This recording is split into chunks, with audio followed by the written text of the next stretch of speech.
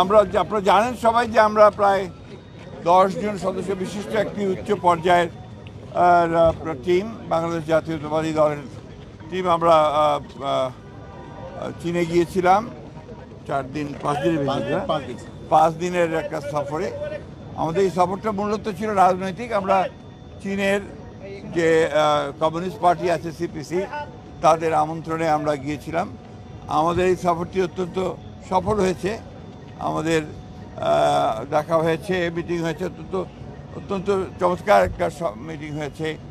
চীনের কমিউনিস্ট পার্টির polit bureau, যেটা সর্বোচ্চ ওনাদের নীতি নির্ধারণী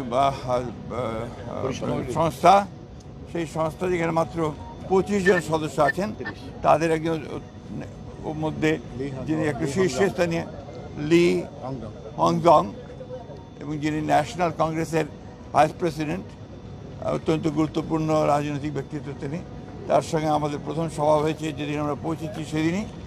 এবং তারপরে চীনের যে বৈদেশিক আপনার বিভাগ আছে কমিটির, মানে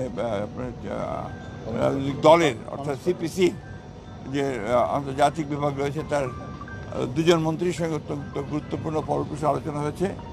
এবং তারপরে আমরা গিয়েছি সিয়াম প্রদেশে, সেখানেও আপনার পার্টির সেক্রেটারি এবং গভর্নর তার সঙ্গে আমাদের সভা হয়েছে, অত্যন্ত গুরুত্বপূর্ণ।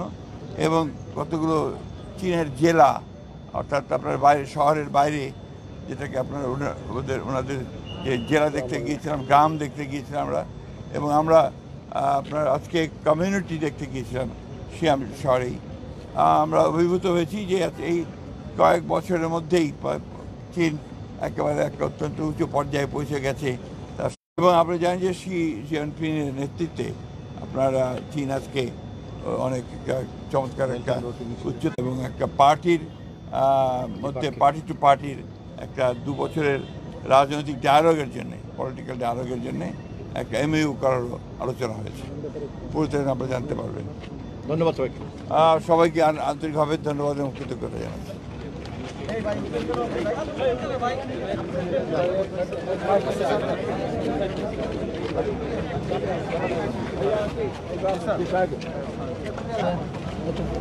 বড় বড় সবাই কথাগুলো প্রস্তুত করলেন নাকি?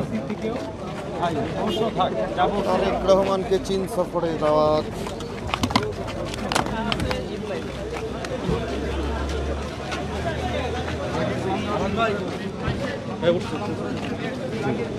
দেখি ভাইয়া, ভাইয়া আপনারা একটু পিছান।